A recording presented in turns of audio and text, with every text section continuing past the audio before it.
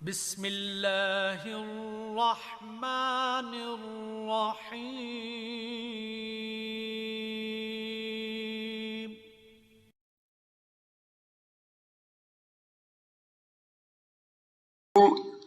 ونصلی علی رسول الکریم، اما بعد فاعوذ باللہ من الشیطان الرجیم، بسم اللہ الرحمن الرحیم۔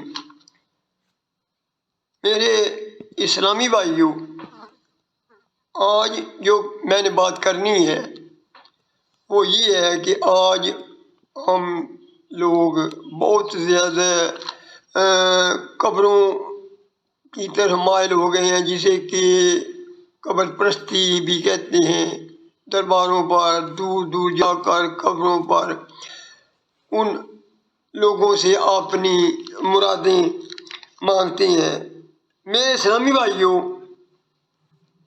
آپ کی توجہ کی ضرورت ہے کہ ایک چیز ماں کے پیٹ سے بالکل کمزور کی حالت میں برآمد ہوتی ہے، جس کے برآمد ہونے میں بعض ٹائم کسی ڈاکٹر کی بھی ضرورت پڑتی ہے۔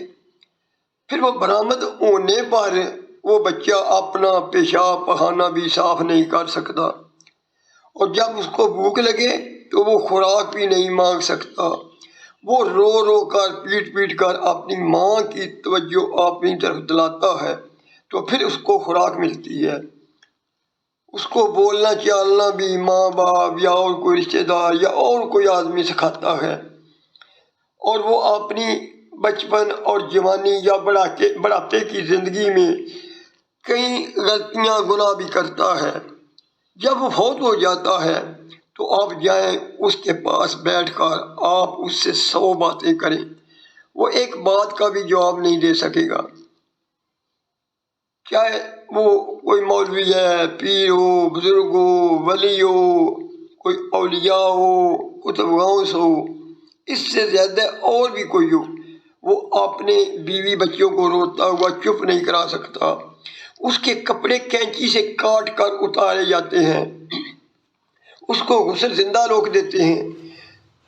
اگر کسی میں جان ہو جو زندہ ہو تو وہ دوسرے بندے کو اپنا غسل کرنے دیتا ہے؟ اس کی شرمگاہیں لوگ صاف کرتے ہیں، اس کو کفن کوئی پہناتا ہے، اس کا جنازہ کوئی پڑھتا ہے، اس کو جنازہ گاہ میں چارپائی پر ڈال کر لوگ لے جاتے ہیں، اور لوگ اس کا جنازہ پڑھتے ہیں، اور جنازے کی نیت میں بھی یہ کہتے ہیں کہ دعا حاضر میت کے لیے۔ میت کے معنی کیا ہوتے ہیں؟ میت کے معنی مردہ۔ پھر اس کا جنازہ پڑھ کر اس کو اٹھا کر قبر تک لایا جاتا ہے۔ اب اگر اس میں کوئی جان ہو، اس میں اگر کوئی طاقت ہو، تو وہ قبر میں اترنے سے انکار کر دے۔ مجھے اور آپ کو کیوں نہیں کو لے جاتا؟ بس چلو تم کو قبر میں ڈالنا ہے تو ہم جائیں گے۔ جب کوئی مر جاتا ہے اس کے بس میں کچھ نہیں ہوتا، وہ کچھ نہیں کر سکتا، وہ مردہ ہوتا ہے، تبھی اس کو قبر میں رکھا جاتا ہے نا۔ اس کا منہ، اس کا چہرہ ایک دوسرا آدمی قبلہ رخ کرتا ہے، اور وہ دونوں ہاتھ باندھ کر منو مٹی اپنے اوپر لے لیتا ہے۔ اب مٹی کے اندر جانے کے بعد کسی کی کیا بڑائی رہ گئی؟ یہ تو عقل بھی نہیں مانتی کہ وہ قبر میں جانے کے بعد لوگوں کی قسمتیں سنوارنے یا بگاڑنے پر قادر ہو جائے، یا کہ وہ دوسروں کو اولاد اور رزق دینے کے قابل ہو جائے۔ یہ تو ہو ہی نہیں سکتا۔ میرے اسلامی بھائیوں، آج ہم مشرکین مکہ سے بھی آگے چلے گئے ہیں۔ وہ بھی وہاں بتوں کے سامنے نذرانے پیش کرتے تھے کہ یہ بت خوش ہو جائے، بتوں کے لیے نذر و نیاز پیش کرتے تھے کہ یہ بت خوش ہو جائیں گے، پھر ہماری اللہ تک جلدی رسائی ہو جائے گی، کیونکہ بتوں کو وہ اللہ تک پہنچنے کے لیے اپنا سفارشی بناتے تھے۔ بھائی اس وقت اسلام جتنا بھی مٹ چکا تھا لیکن اللہ کا نام ضرور تھا، کیونکہ مکہ والے حضرت ابراہیم علیہ السلام کی اولاد میں سے تھے نا۔ آج ہمارے یہاں بت تو نہیں ہے، لیکن ہم قبر والوں کو اللہ تک پہنچنے کا سفارشی بناتے ہیں، وسیلہ بناتے ہیں۔ یہ بھی ان بتوں سے ملتی جلتی بات ہے۔ لوگ یہ کہتے ہیں نا کہ قبروں والے سنتے ہیں تو جو سنتا ہے وہ بولتا بھی ہے نا، جاؤ کسی قبر پر جا کر پکارو ان کو، لیکن کوئی جواب نہیں آئے گا۔ یہی شرک ہے نا۔ اللہ اور اللہ کے نبی نے ایسے کاموں سے منع کیا ہے، لیکن آج ہم سینکڑوں میل دور جا کر ان قبروں اور درباروں پر نذرانے پیش کر رہے ہیں، وہاں جانور لے جا کر ذبح کر رہے ہیں، وہاں دیگے چڑھا رہے ہیں، اور اپنے ہاتھوں کو کونیوں تک جوڑ کر وہاں المدد المدد کی رٹ لگا رہے ہیں۔ فلاں بابا مجھے اولاد دے دے، فلاں بابا مجھے رزق دے دے۔ کوئی اولاد مانگ رہا ہے، کوئی رزق مانگ رہا ہے، اپنے نفع اور نقصان کا ان قبر والوں کو اختیار دیا ہوا ہے۔ قبروں کا طواف بھی کرتے ہیں، وہاں سجدے بھی کرتے ہیں۔ اس سے بڑھ کر اور شرک کون سا ہو سکتا ہے؟ لیکن افسوس کہ آج ہماری آنکھیں بند ہیں۔ یہ آنکھیں مرنے کے بعد کھلیں گی تو اس وقت پچھتانے کا ہمیں کوئی فائدہ نہ ہوگا۔ جس وقت یہ دیکھیں گے کہ اس دنیا میں بڑے بڑے ادارے چلانے والے لوگ پڑے ہوں گے۔ حدیث میں آیا ہے کہ اس دن ایک قاری کو بلایا جائے گا اور اس سے پوچھا جائے گا کہ ہم نے تمہیں قرآن کا علم دیا تھا تو تم نے دنیا کی زندگی میں کیا کیا؟ تو وہ کہے گا کہ اے اللہ، میں نے بہت زیادہ لوگوں کو قرآن پڑھ پڑھ کر سنایا۔ اللہ کہے گا کہ ہمیں پتہ ہے کہ تم نے جو کیا وہ دنیا کے لیے ہی کیا تھا، وہ دنیا تمہیں مل گئی ہے، اب آخرت میں تمہارا کوئی حصہ نہیں۔ اسی طرح جس کو اللہ تعالیٰ نے اس دنیا میں دولت دی ہے، رزق دیا ہے، اس سے بھی پوچھا جائے گا کہ تمہیں دولت دی تھی، رزق دیا تھا تو تم نے کیا کیا؟ وہ کہے گا کہ اے اللہ، میں نے تیرے نام پر بڑے بڑے صدقے کیے، بڑی بڑی خیراتیں کی۔ تو اللہ تعالیٰ تو سب کچھ جانتا ہوگا۔ تو اللہ تعالیٰ ارشاد فرمائے گا، نہیں، ہم سب کچھ جانتے ہیں، تم نے اپنی دنیا کمائی ہے، تم نے اپنی دنیا سنواری ہے، وہ وہاں پر تمہیں مل گیا، دنیا میں وہ تمہیں سب کچھ مل گیا۔ تم دلوں میں یہ رکھتے تھے کہ ہمیں لوگ یہ کہے گا کہ بڑے خیرات کرنے والے ہیں، بڑے اللہ کے راہ میں صدقے دینے والے ہیں، یہ بہت صحیح ہے۔ اسی طرح یہ روزے دار نمازیوں سے بھی پوچھا جائے گا، جو اس لیے یہ کام کرتے ہیں کہ لوگ ہمیں کہے گا کہ یہ بڑا نمازی ہے، یہ بڑا روزے دار ہے۔ تو میرے دوستو، آج بڑے بڑے دور قبروں پر تو ہمارے لیے جا کر وہاں نذرانے پیش کرنے، اپنی مرادیں مانگنی تو ہمیں آسان لگتا ہے، لیکن گاؤں یا شہر کی چند قدم دور مسجد میں جانا یہ ہمیں مشکل لگتا ہے، یہ گراں لگتا ہے، جہاں پر اللہ تعالیٰ دن میں 5 بار یہ اعلان کرواتا ہے کہ نماز کی طرف آؤ، دوڑو کامیابی کی طرف، تو ادھر منہ کوئی نہیں کرتا، گھر بیٹھے کلمہ پڑھ لیتے ہیں لیکن مسجد کی طرف نہیں جاتے۔ وہ علامہ اقبال نے کہا تھا نا کہ زبان سے لا الہ الا اللہ تو کہہ دیا ہے، لیکن نگاہ دل سے مسلمان نہیں تو کچھ بھی نہیں ہے۔ میرے عزیزوں، میرے اسلامی بھائیوں، یہ اللہ کا عذاب نہیں تو اور کیا ہے؟ میرے اسلامی بھائیوں، یہ قبروں والے آپ کی کوئی بات نہیں سنتے۔ یہ اسی طرح ہے جیسا کہ تم کسی کنویں پر یا کسی دریا کے کنارے کھڑے ہو کر اپنے دونوں ہاتھ پھیلا کر یہ کہتے ہیں یا پانی، یا پانی، وہ قیامت تک وہ پانی آپ کی پیاس نہیں بجھا سکے گا، بالکل وہ اپنے منہ ہاتھوں تک کبھی نہیں پہنچے گا۔ اسی طرح یہ قبر والوں کی بات ہے کہ ان کو پوری زندگی پکارتے رہو، قیامت تک وہ تمہاری اس آواز کو بالکل نہیں سن سکیں گے، بالکل نہیں سن سکیں گے۔ یہ یاد رکھنے کی بات ہے۔ مسلمانوں، اپنے عقیدوں کو درست کریں۔ اگر عقیدہ درست ہے تو آپ کے سارے عمل جاندار اور وزندار ہوں گے۔ اگر عقیدہ درست نہیں تو تمہارا کوئی بھی عمل قابل قبول نہیں ہوگا، چاہے کوئی پوری زندگی نمازیں پڑھتا رہے، چاہے وہ 100 حج بھی کر لے یا کہ 100 اونٹ قربان بھی کر دے، ان کا اجر و ثواب ہے ایک ڈیلے کے برابر بھی نہیں ملے گا، کیونکہ آپ کا عقیدہ درست نہیں ہے۔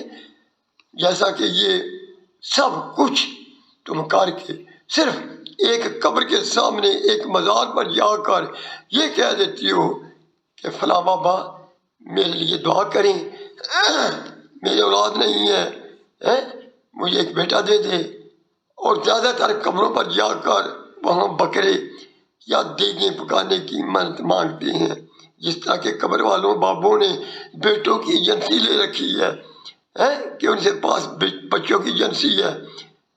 تو میرے اسلامی بھائیوں، آپ دیکھیں کہ بعض جانوروں کے 8 بچے ہوتے ہیں نا، وہ کون سے دربار پر جاتے ہیں، کہاں سے وہ دعا کراتے ہیں؟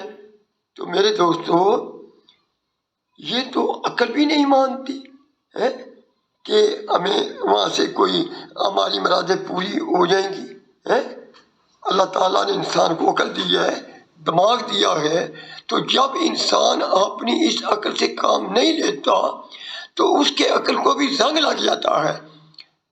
وہ اس طرح ہے نا، جس طرح کہ ایک مشینری ہے، اس کو اگر آپ آپریٹ نہ کریں، اس کو نہ چلائیں، تو صاف ظاہر ہے اس کو زنگ لگ جائے گا، تو وہ مشینری کباڑ خانے کی نظر ہو جاتی ہے، وہ کباڑ خانے والے خرید لیتے ہیں۔ تو اگر انسان کی عقل کو زنگ لگ جائے تو اس کا کیا بنے گا؟ اس کو کون خریدے گا؟ وہ کہاں جائے گا؟ ہاں، پھر اس کے لیے وہ ایک جگہ ہے، وہ کیا ہے؟ وہ دوزخ ہے، اور وہ کہیں نہیں جا سکتا۔ میرے اسلامی بھائیوں، میں علی معروم کے چند ایک اشعار کا مفہوم آپ کو بتا رہا ہوں۔ اس نے کہا تھا کہ کرے غیر اگر بت کی پوجا تو کافر، جو ٹھہرائے بیٹا خدا کا تو کافر، جو کہ آگ پر بار سجدہ تو کافر، کوکب میں مانے کرشمہ تو کافر۔ یعنی کہ اگر کوئی آگ کو پوجتا ہے، ستاروں کو پوجتا ہے، یا کسی کو خدا کا بیٹا کہتا ہے، یا بتوں کی پوجا کرتا ہے، تو ہم یہ کہتے ہیں کہ یہ سب لوگ کافر لوگ ہیں۔ مگر ہم جو مومن بنے ہوئے ہیں ان کا حال سن لو۔ مگر مومنوں پر کشادہ ہے راہیں، پرستش کریں شوق سے جس کی چاہیں، نبی کو جو چاہیں خدا کر دکھائیں، اماموں کا رتبہ نبیوں سے بڑھائیں، مزاروں پر جا جا کر نظریں چڑھائیں، شہیدوں سے جا جا کر مانگے دعائیں، نہ تو توحید میں خلل اس سے کوئی آئے، نہ اسلام بگڑے نہ ایمان جائے۔ یعنی کہ یہ سارے کام کر کے بھی ہم سچے اور پکے مومن ہیں، ہمارا کچھ نقصان نہیں ہوا کیونکہ ہم نے کلمہ پڑھ رکھا ہے۔ ایسے نہیں۔ پھر اللہ تعالیٰ فرماتا ہے کہ کہاں کھو گئے ہو تم، ان الذین، بے شک وستیاں جن کو تم پکارتے ہو، من دون اللہ، اللہ کو چھوڑ کر جس کو بھی تم پکارتے ہو، کون ہے وہ؟ عبادن، بندے ہیں، وہ مخلوق ہیں، اللہ تعالیٰ کے بنائے ہوئے ہیں اور مردہ ہیں، امثالکم، جیسے تم بندے ہو، تمہارے جیسے تم بیمار پڑتے ہو، اپنی زندگی میں یہ بھی بیمار پڑتے تھے، جیسے تم بیمار ہوتے ہو تو اپنی زندگی میں ایسے وہ بیمار بھی ہوتے تھے، ان کو بخار بھی چڑھتا تھا۔ جیسے تم بازاروں میں پھرتے ہو، اس طرح جب وہ زندہ تھے تو تمہاری طرح بازاروں میں بھی پھرتے تھے۔ جیسے تم شادی بیاہ کرتے ہو، ان کو بھی شادی بیاہ کی ضرورت ہے، ان کو بھی بیوی بچوں کی ضرورت ہوتی تھی۔ جس طرح تم سوتے ہو ان کو بھی نیند آتی تھی۔ عبادن، بندے ہیں وہ جس طرح تم بندے ہو، امثالکم، تمہاری طرح کے۔ کتنی واضح بات ہے قرآن پاک میں، کتنی واضح یہ آیات ہیں کہ جن نیک یا بزرگ ہستیوں کو آپ نے اختیار کا مالک سمجھ رکھا ہے، کہ جن نیک بزرگوں کو تم کوئی مقام دے بیٹھے ہو، خدا جیسا یا اللہ کی صفات جیسا، وہ تو تمہاری طرح کے بندے ہیں۔ اگر نہیں یقین آتا تو ان کو پکارو، دیکھو مانگ کر ان سے دعائیں، چاہیے تو یہ نہ کہ تمہاری بات کا جواب دیں، لیکن وہ قبر سے کیوں نہیں بولتے، ان کی آواز کیوں نہیں سنتے ہیں؟ جو ہمیں فرمایا اگر وہ سنتی ہوں تو جو سنتا ہے وہ بولتا بھی ہے نا، تم کو آواز کیوں نہیں دے آتی ہے، اور تم کو جواب کیوں نہیں دیتے؟ ان کم صادقین، اگر تم سچی ہو۔ وہ کسی نے خوب لکھا ہے نا، انسان بھی عجب مخلوق ہے، ایک درخت کا پتا اور ایک مکھی تو بنا نہیں سکتے، لیکن سینکڑوں خدا بنا لیتے ہیں۔ تو میرے دوستو، اللہ تعالیٰ کا وعدہ ہے کہ شرک کرنے والوں کو میں نے نہیں بخشنا، اس پر میں نے اپنی جنت کو حرام کر دیا ہے، اس کا ٹھکانہ دوزخ ہے۔ اللہ تعالیٰ اپنے وعدے کے خلاف کبھی نہیں کرتے۔ تو میرے دوستو، میرے اسلامی بھائیوں، میں آپ کو اپنے پیارے نبی صلی اللہ علیہ وسلم کی ایک حدیث پاک سنا رہا ہوں۔ ان لوگوں کی توجہ کی ضرورت ہے جو دور دور جا کر درباروں پر، قبروں پر، وہاں کنیوں طاقات جوڑ کر اپنی مرادیں مانگتے ہیں، ثواب کے لیے نیت سے جاتے ہیں کہ وہاں سے ہمیں اولاد ملے گی، رزق ملے گا، ہماری مرادیں پوری ہوگی، گھر کی خیر و برکت کے لیے جاتے ہیں۔ تو اللہ تعالیٰ کے نبی نے ارشاد فرمایا کہ ثواب کی نیت سے کسی جگہ کے کچاوے نہ کسو۔ اللہ کے نبی نے اس دنیا پر ثواب کی نیت سے صرف 3 مقام بتائے ہیں۔ سب سے پہلے خانہ کعبہ، حج بیت اللہ شریف اور مسجد حرام۔ دوسرا مسجد اقصی، قبلہ اول، جہاں سے نبی صلی اللہ علیہ وسلم کو تمام انبیاء کی امامت کا شرف حاصل ہوا، اور وہاں سے آپ کو عرش کی معراج کے لیے اٹھایا گیا۔ قرآن پاک میں ذکر ہے نا، سبحان الذی اسریٰ بعبدہ لیلا من المسجد الحرام الی المسجد الاقصی۔ تیسری جگہ مسجد اقصی، حضور علیہ السلام کی اپنی مسجد، مسجد نبوی۔ اور ان جگہوں پر بھی جا کر یہ نہیں کہ ان کے ستونوں کو چھونا، ان کے دروازوں کو بوسے دینے، نہیں، ایسا نہیں۔ وہاں جا کر نمازیں پڑھنے کا بہت زیادہ ثواب ہوگا۔ اللہ تعالیٰ چاہے تو وہاں ایک نماز کا ثواب اللہ تعالیٰ لاکھوں نمازوں کے برابر دے گی۔ تو میرے اسلامی بھائیوں، یہ قبروں والے اللہ تعالیٰ کے نبی کو اللہ تعالیٰ ارشاد فرماتے ہیں کہ اے نبی، ان مردوں کو، ان قبر والوں کو آپ بھی نہیں کچھ سنا سکتے، یہ آپ کی بھی نہیں سن سکتے۔